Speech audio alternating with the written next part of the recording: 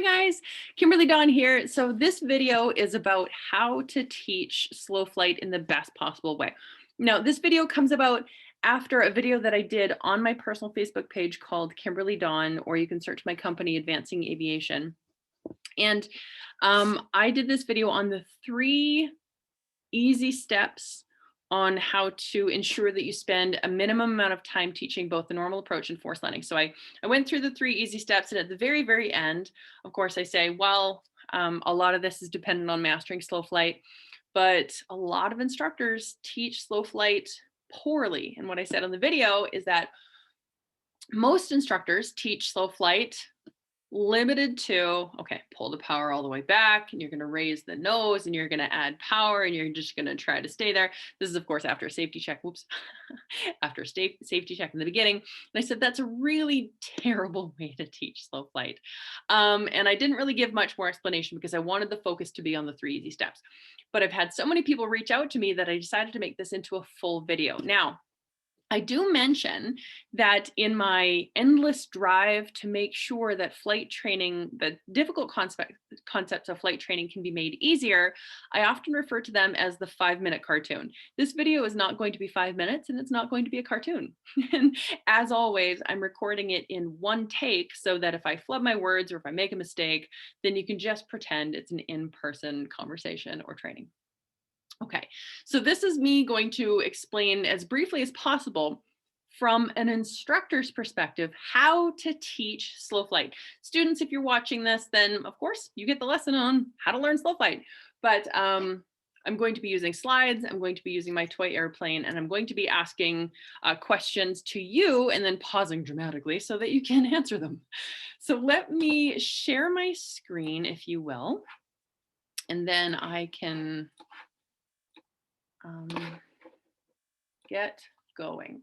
Now, this is the slideshow that I use for all of, well, you can recognize the colors. It's just a standard PowerPoint color package, but I like that it speaks to me. And so I've been using this color package for all of my Advancing Aviation videos as much as I can.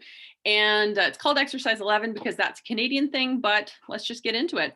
I'm going to flip through the beginning of this. If you want the full slow flight training, that'll be a different video. But the problem always starts with instructors not teaching, I'm doing this for dramatic effect, not teaching max endurance. If you have seen these graphs in the past, good on you. If you haven't, it's now time to really pay attention. Before I get too deep into that, we have to do some review. The slide said TKT. Now, TKT stands for Threshold Knowledge Test. Let's start there. We get into straight and level flight, okay? And this is not a trick question. This is just supposed to be as easy as possible. If you're in straight and level flight, what are the 2 ways that the pilot really has control over lift in the air? Now, I don't need the lift equation. I don't need the commercial answer or example. I don't need you to impress other people around you with your in-depth knowledge of the lift equation, because it needs to be boiled down to the 5-minute cartoon, because that is how instructors become effective. You take something very complex and you boil it down to something very, very easy. What are the 2 ways that the pilot has control over lift in the air? Option number 1 is you're going to increase thrust. When you add power, you then increase the airflow over the wings. If there's more air over the wings, there's more lift. Yes, it's in the lift equation. Number 2, the second way that the pilot has control over lift in the air is to increase angle of attack. No, I'm not going to get into Bernoulli or Newton and the 2 years of aerodynamics or theory of flight university course that this should be, but no. If you increase the angle of attack, then you can increase air and increase lift. Okay, so as a pilot, if you and I are sitting together in the airplane and I say, increase lift for me, and you're gonna be like, that's a weird thing to say in the cockpit, but you could either increase thrust, which will speed up the air over the wings, or you can increase angle of attack. Now, this comes with a lift trade-off, okay? This is probably a Kimism. I haven't heard this anywhere else. I just started saying it because it made sense to me. So if it's Kimism, we have a lift trade-off.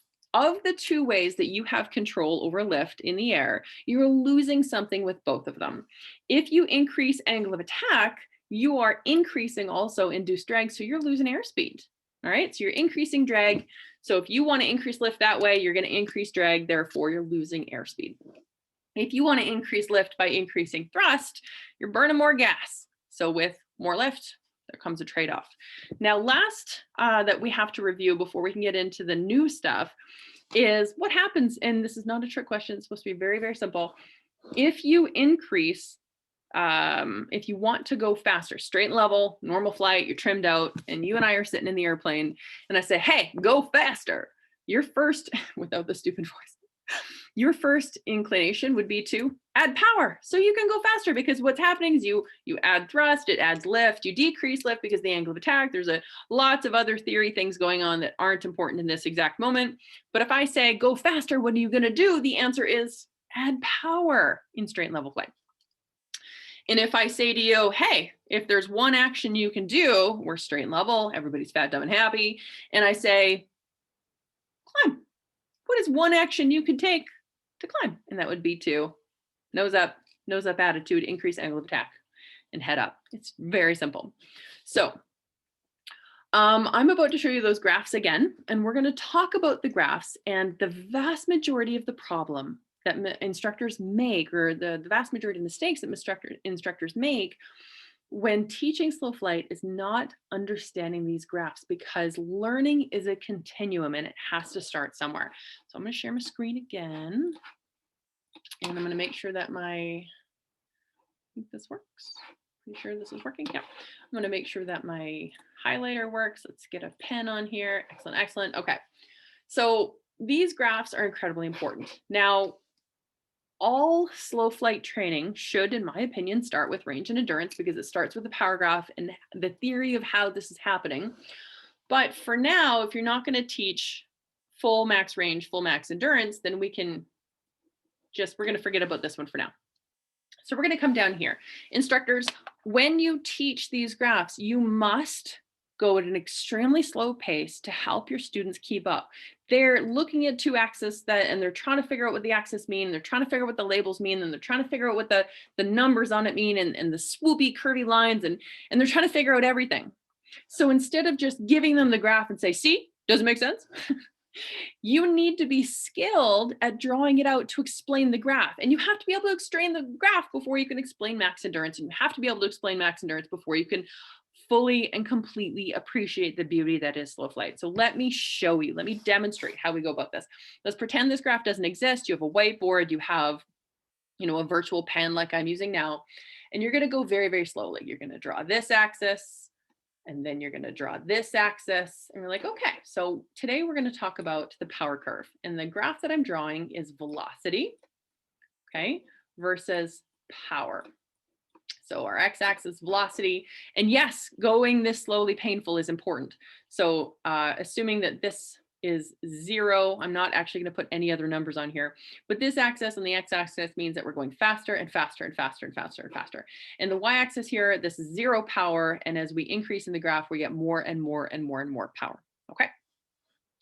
So then I'm going to say there is going to be a minimum amount of power that we need to stay in the air. And this doesn't require anything more than just that. It's pretty obvious to the student what that means. There's going to be a minimum amount of power that we need to stay in the air. No, we haven't talked about chord line or angle of attack yet, but it makes sense to most people. And from there, I go, from this minimum amount of power, we're going to go faster. What do? We just reviewed that, and the student should be able to say, add more power. And the graph goes up, and add more power, and add more power, and add more power to go faster and faster and faster. And that's exponentially how the curve looks. But then I'm going to go back to over here. I'm going to change the color of my pen. Pen color, green. Okay. And then I'm going to say, okay, well, we don't have unlimited amount of power. There's only so much power that this airplane can actually make. So as we go faster, we run out of extra power, we run out of extra power, we run out of extra power, until finally we don't have any extra power. This is when the throttle is fully into that panel. This is when your throttle quadrant levers are fully forward, okay? So if this one is power available to us, this is what extra we have left to go faster. And this is power required. At some point, what this is telling us right now is that we are maxed out. Does this make sense? Now, that question is on purpose because it affects the student differently than, do you have any questions? Honestly, most students have been trained in their learning environments to not ask questions because it either A, makes them feel like they look stupid, or B, slows down the class, and so everyone else is going to be judging them. Asking, do you have any questions, is counterproductive because you should be setting up an environment where they feel comfortable to ask questions the moment they pop up instead of stockpiling them to the end. So asking, do you have any questions? The automatic response that most people have because of their training and learning environments is to say no. Whether it's true or not, they usually say no. And if you have created the proper environment, they should be asking those questions all along. So my suggestion to you is ask, does this make sense? Because it hits differently and it forces them to think about it. Yes, it makes sense. Okay. So from there we go, okay, so now I'm going to come back here and I'm going to say, remember this is the minimum power to keep us in the air, the absolute minimum power. Please notice this graph does not have any speeds on it. Why do you think there's no speeds on it? And hopefully it'll spark a conversation or spark some ideas in the student where they say, well, because, and if they say, I don't know, then you say, okay, well, minimum power to keep us in the air. If you look at the tiny airplane on my video, minimum power to keep us in the air, thinking about the lift trade-off that we already reviewed, so it's fresh. If we're going to go fly straight and level and we want to pull back that power, we don't do anything, the airplane's going to drop. I was going to say, we just removed lift. So we have to trade it. So we're going to trade lift from thrust if we remove power into angle of attack. Great. We've just slowed down and we're staying straight and level. So then you're going to remove a little bit more power and you're going to trade it with angle of attack. Oh, that's okay. We're slowing down. Then you're going to remove a little bit more power and you're going to trade it with angle of attack. Oh, okay. Until finally, and go through this painful process. Do this with your students. Go through this painful process until finally, okay, so you're pulling the power back and you're increasing angle of attack, and you're pulling the power back and you're increasing angle of attack, you're pulling the power back, and you're increasing angle of attack, until finally you can't stay in the air. And I do this very slow process with my students with the toy airplane, okay? Until finally you just can't stay in the air. And it makes sense, and it's not dramatic. You and I, the instructor, you and I know that this is a stall, right? Uncommanded descent with not enough lift, where weight is overcoming lift. Don't say that word to them at slow flight because they're not ready for it. And if you say a word that you think is applicable to the lesson, you have to be able to explain the word, and stalls comes after slow flight. So don't say it, just say, we're descending. Hopefully at this point you've fully explained how and when to use max endurance, but if you don't, or if you want that description in the range and endurance lesson, I can do another video. Just reach out to me. Okay, so understanding minimum power setting to keep you in the air, which is on the graph that I'm going to show you again in a second, minimum power required, they have to understand what's happening with the airplane to make that happen. Right? So straight and level. And if you want to find minimum power setting, you want to just sip the gas instead of burning a whole bunch, then you got to trade some lift. So we're going to remove airflow over the wings and increase angle of attack, slow down with the power, increase angle of attack, slow down with the power, increase angle of attack until you just can't stay in the air anymore. Okay. So the last power setting to keep you in the air is your max endurance. That's a very minimum power setting. So coming back to the chart now for the graph. Okay, so that's your minimum power setting keeping there, and that's over here. Now I did ask, and I went off on a bit of a tangent, but I did ask, why is there no numbers on this graph? And the answer, as you instructors already know, is that there's factors that would change this minimum power setting every day. But how you want to walk your students through this is that if we have a minimum power setting one day, that means, and we're not climbing, we're not descending, we're not accelerated, that means lift, if you look at the tiny video, lift is perfectly matched to weight. If we had more lift, we would climb. If we had more weight, we would descend. So lift is perfectly matched to weight right now. If we reduce lift anymore, we reduce power, then weight is going to take over, right? So thinking about this, what would increase lift that we don't have control over? If you want to talk, please don't talk about the lift equation. It's just too much for a private student. If you're a commercial student, then fine, talk about the lift equation. But if we take it in simple terms, the 5-minute cartoon, what would increase lift is more air. Yeah, so if we had thicker air over those wings, density altitude, right? So if we had thicker air, colder air is also thicker air, then we would have more lift and we could use less power. If we had more weight, if we had people in the back seat or lots of cargo or lots of baggage or ice or frost on the wings, right?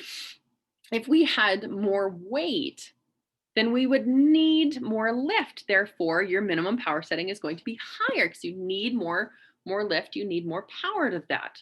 So what else would change this? Well, center of gravity would change it, and your location would change it, and turbulence would change it. Definitely dive into your books to fully understand all the factors that would change minimum power setting. But my point is that if you point out to the student right now that we can't put numbers on this graph because it changes every day. It changes every hour. It changes every altitude. It changes all the time within like hour to hour, day to day. So we can't put numbers on the graph regardless of the aircraft. Okay. So the factors that would change max endurance or minimum power setting is important to understand right now. Pause and rewind this video if you have to. Okay. No numbers on the graph.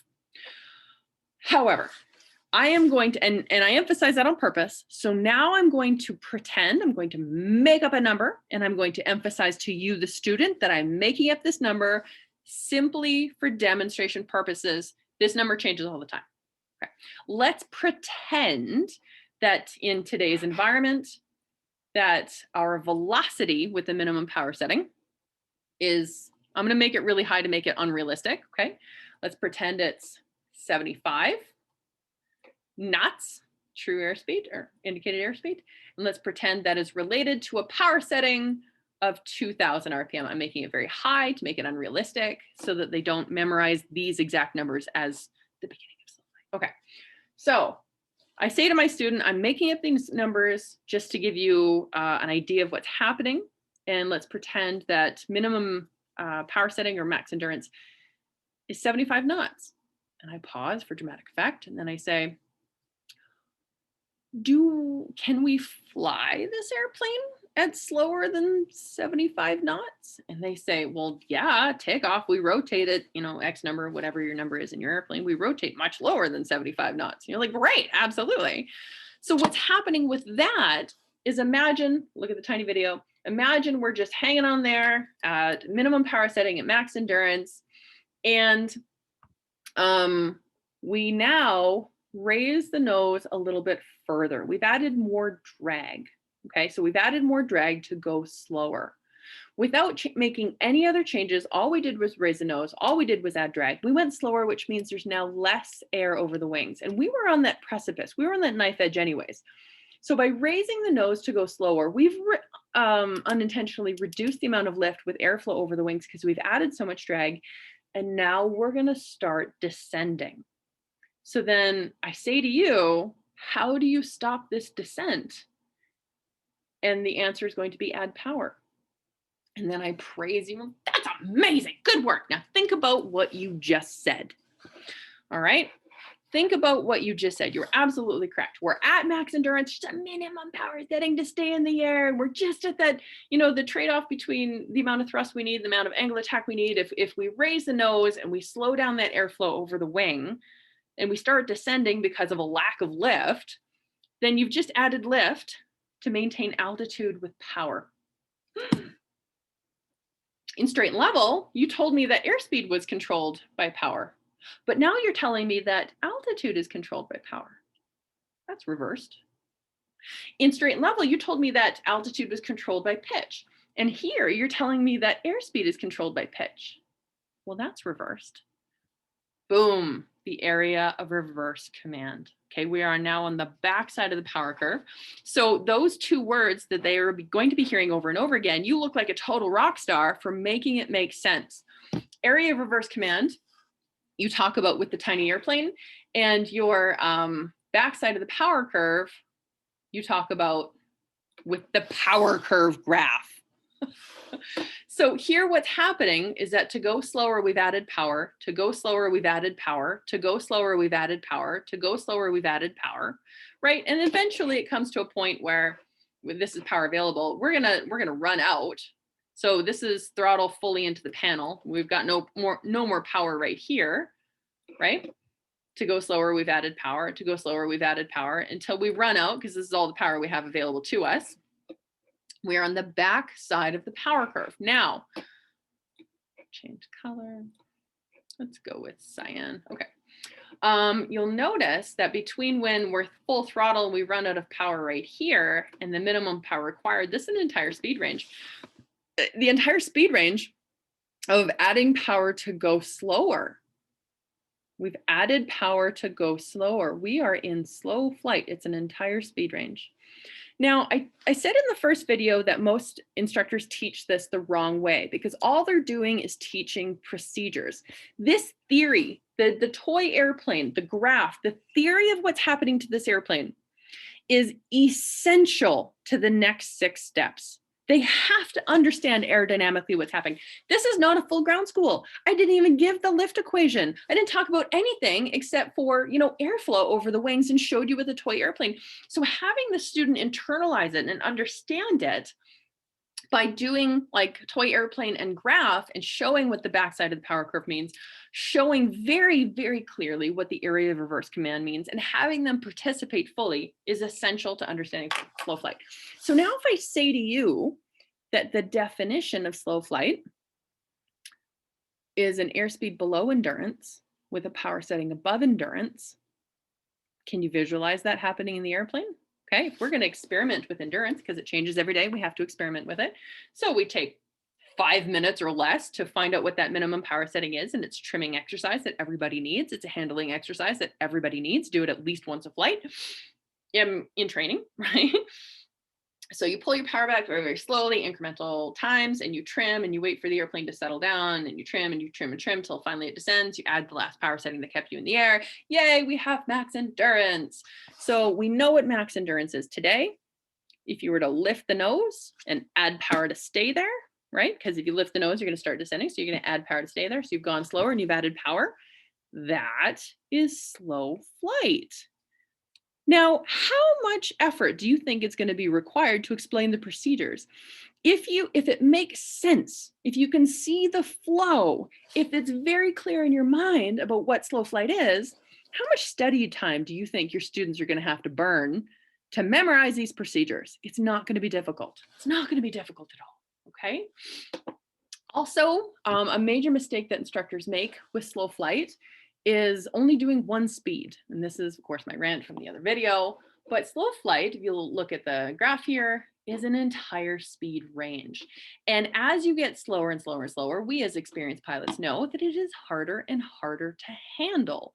So if you were to start at max endurance and go 1 knot slower than max endurance, with just a squeeze of RPM higher than that, you are technically in slow flight. It's the high range, right? The high range, let's do a different color, of the high range of slow flight. Let's go magenta because I want to. The high range of slow flight. It's easy-ish to maneuver. It's a really great way to ease your students into it. And as they get more practice, as they get better at it, then they can go to the slow range of slow flight, which means slower, add power, slower, add power, slower, add power, right? And then they can master slow flight, which will then be essential to helping them understand the airflow over the airplane, to helping them understand if they're getting too close to stall on approach, to helping them understand the rate of pull that is required in the flare, in the transition to touchdown, to helping them understand how to stay in ground effect, to helping them understand how to take off from a soft field or a rough field situation and pop up into ground effect. All of these things are affected by mastering slow flight. And if you go too fast through it, or This is the whole point of my rant in this video. If they don't understand why they're doing it or what's happening to the airplane, it's gonna take hours and hours and hours. You wanna shave off hours and look like a rock star, instructors? You make sure that you do this very, very slowly. Practice the theory, go over this, draw out the graphs, watch this video over and over and over again so you can use my words if you want to mimic what's going on in the toy airplane, to mimic the questions that I have, draw it out. And once your student fully understands the theory, which kind of means that you have to fully understand the theory, right? Then you're going to shave a bunch of time and hours off of their license. Okay. So what is the definition of slow flight? It's a power setting above endurance with an airspeed below endurance. And you can't possibly know you're in slow flight until you know what endurance is, right? So if you've been teaching it up to this point where you just pull the power back, crank the nose up, it's maintaining straight level and add some power, then you've no idea, or your student has no idea what the theory of what's actually happening with the airplane. They don't know that if endurance is 75 knots today, that 74 knots is slow flight. Also 40 knots is slow flight, and also 55 knots is slow flight. It's a speed range, but because they've only ever been practicing with one speed, they don't get it. And because they don't fully understand it, it's going to affect many, many other things in their license. Okay. Now, as I get into this, we're going to move forward for, it's just a better graph. Let's get rid of all of this annotation. Erase pen. Good. Okay. So this is just a better graph. My point is you should be able to draw it out very, very slowly at the rate their brain moves. Okay. So we're going to flip through this to procedures, theory. Awesome, awesome, awesome. And I take videos. Okay, safety check. I'm doing this video for instructors. I'm assuming that you obviously know that there is a safety check that has to happen first, obviously. But look at these entry procedures, okay? Just given by the theory lesson that I just gave you, only by theory lesson, what do you think the very first procedure is going to be? Yes, the very first procedure is the safety check. I call it the Hazel check. You can rewind and take a look at it. But the very first actual procedure into slow flight isn't pull your power all the way back and then raise your nose while staying straight level and then add all of your power. That's not how this goes. The first procedure is going to be find max endurance, experiment with it, do a trimming exercise, slow things down a little bit and figure this out in the airplane. Then once you're in max endurance, you're then going to raise the nose, and that's going to cause you to slow down. And it's also going to cause you to start descending. Taking the time, instructors, taking the time to demonstrate this exact thing, max endurance, raising the nose, don't add power right away, don't add power. You want to show the students that the airplane's going to descend. You're going to show them that by adding power, you can maintain altitude, and you look like a total rock star because you fully understand slow flight. That's your next procedure. Okay, add power to hold altitude. Meanwhile, the entire time you can use your rudder to keep straight. Okay. And that's it. It's 5 simple steps. They fully understand what's happening with this airplane. They know that slow flight can be a high-ish speed and slow flight can be a really lowish speed with really high power setting. And it doesn't have to be only crazy nose up, right? Slow flight can be relatively nose low. And let's flip. This is where most instructors stay stuck, because they don't understand slow flight, they don't understand the theory, they haven't explained the graphs properly, so they stay stuck with recognition. Well, how do you know you're in slow flight? Well, the answer should be a power setting above endurance with an airspeed below endurance, but what they say is we're really slow and sluggish controls, and they may or may not get the stall warning horn, and we may or may not get airframe buffeting. So they go to recognition that you're in it instead of just the one and only thing is, we're at a high power setting above endurance with an airspeed below endurance, right? All right. When you're in it, of course, you have to verbalize them, but let's go. Oh, and this is super important, super important. Instructors, I'm going to stop the screen so you can stare at my ugly mug. It is your job to make sure that your students can fix their own problems. Having a student that masters slow flight on the first flight doesn't mean you should move on. It means they understand quickly, but you need to habit build. And I say to my students, my private students, my commercial students all the time, that I actually want to see you make the mistakes. I want to see you descend and climb and go too fast and go too slow, because you need to be able to fix them without me. And you need to be able to fix them without my input in the airplane, so that I know you'll do it when I'm not in the airplane. Yes, make mistakes and fix them in front of me. And here's the mistakes that happen during slow flight that you can now fix. And here's how to fix it. Here's exactly how to fix it. All right. How do you control your airspeed? If we're going too fast or going too slow, what do? You too fast? You're too slow? How do you fix it? Look at the tiny video. Too fast, too slow. You fix it with pitch. Okay. If you're climbing, if you're, where is it? Descending. How do you fix that? Climbing, descending. We already know, because of the perfect theory explanation, that that altitude is controlled by power. Okay. And when you're turning, when you're maneuvering, what's your max angle of bank? And if this sparks a conversation about stalling in a turn and load factor, because that wasn't taught properly in the beginning from another instructor, right? Then it sparks that conversation. Recovery is really, really, really, really simple. Full power, lower the nose. Yes, it's that easy. If you add more words like maintain altitude and maintain directional control, and all that stuff should be automatic. Adding full power, if you add the words like onto the slide or onto the notes that you give them, if you add carb heat cold and gradually lower the nose and use the full sentences, you're going to overwhelm them. Recovery from slow flight should be so simple that they can remember it when they're panicking. Full power, slowly lower the nose. After they get good at doing those two things, then you can verbally say to them in the airplane that, okay, well, good job. You added full power and you slowly lowered that nose. We're going to make it slightly harder, because you're ready for slightly harder. So as you do this recovery, you're going to stay at the same altitude. Great. Now that you stayed at the same altitude, then I want you to pull the power back and just retrim for normal flight. Great. Your recovery procedures should be clean, they should be simple, and they should be something that the student has confidence they can react to in a very fast fashion, okay? So without going into the rest of the entire presentation, as a recap, most instructors teach slow flight wrong because A, they don't start with a solid theory understanding on the ground. B, they definitely don't start with max endurance, because max endurance is the start of that power continuum, and being able to fully understand what the backside of the power curve means. If they don't know what max endurance is or minimum power setting, and they don't know how to get there, they don't understand the theory, you're cutting them off at the knees, okay? So backside of the power curve versus front side of the power curve requires the power curve, requires you to teach it. This is foundational knowledge. Instead of just giving them the procedure saying we're going to go slow and heading out to the practice area, safety check, okay, pull the power back, raise nose, add power, stay level. They can monkey see, monkey do that, but they don't understand what's happening with the airplane. That's why most people teach it wrong. So always, always, always start with max endurance and a good solid theory briefing on the ground.